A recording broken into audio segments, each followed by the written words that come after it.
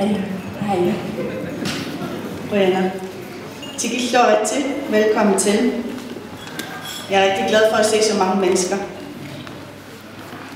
MIO har igennem sit arbejde mødt rigtig mange forskellige børneprofessionelle og frivillige, som arbejder for børns rettigheder i praksis.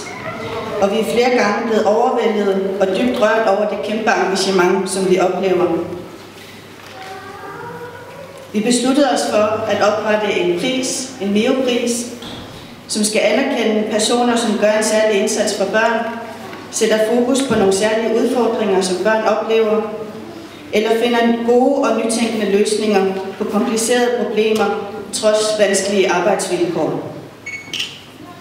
I år der bad vi familiecentrene om at indstille, hvem det er, der skulle have MIO-prisen, og de har sendt det videre til deres samarbejdspartnere, så vi har fået forskellige inputs til hvem, som skulle modtage prisen. De næste par år, vi skal afholde og uddele MIO-prisen, der vil vi bede folk mere bredt om at komme med indstillinger, og vi håber også, at børn vil være med til at komme med forslag til, hvem der skal vinde MIO-prisen fremadrettet. Inden jeg afslører, hvem der kommer til at få prisen i år, så vil jeg gerne takke komiteen, som har været med til at udvælge, hvem der skulle have prisen.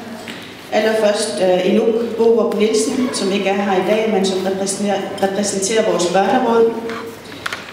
Olga B. Bertelsen, som repræsenterer Nunafonden. Tilly Martinussen, som repræsenterer NGO'erne. Og ikke mindst Nivi Petersen, som er repræsentant for MIO's mini-børnepanel. I er kommet med meget velargumenterende og meget engageret input til, hvem det er, der skulle have prisen. Så mange tak for det. De nominerede til MIO's første pris 2013 har været Forældreforeningen i Norge,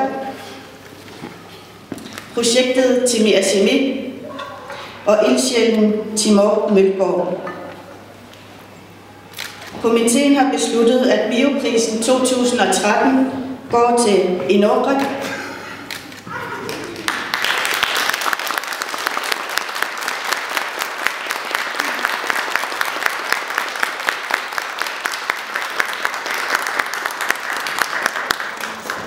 Norge er en landsdækkende forældreforening til udviklingshæmmede børn og unge, og I har været med til at sætte fokus på børn, som ofte vokser op under svære vilkår og med begrænset hjælp.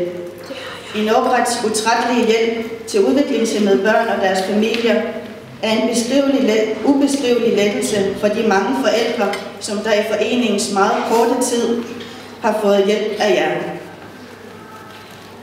Enten så har de deltaget gennem forældrekurser, eller de har deltaget i jeres selvhjælpsgrupper.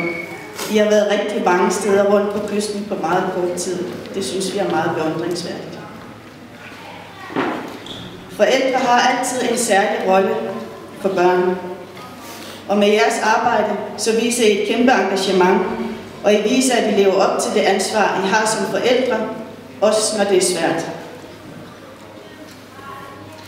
I er med til at give udviklingshæmmede børn en stemme. Tak for det.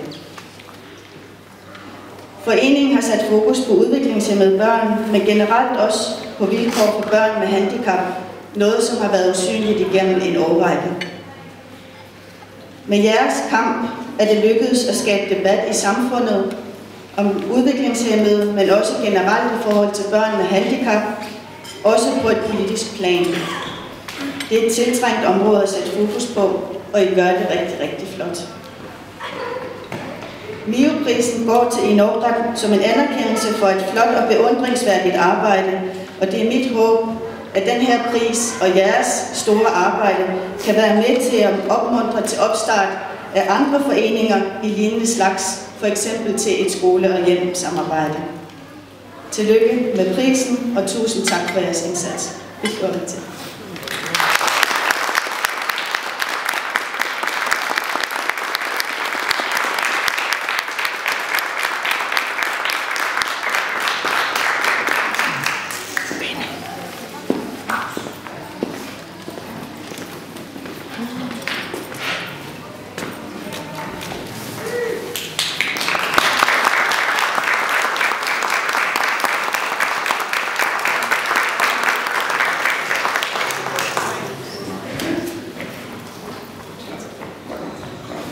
Tak.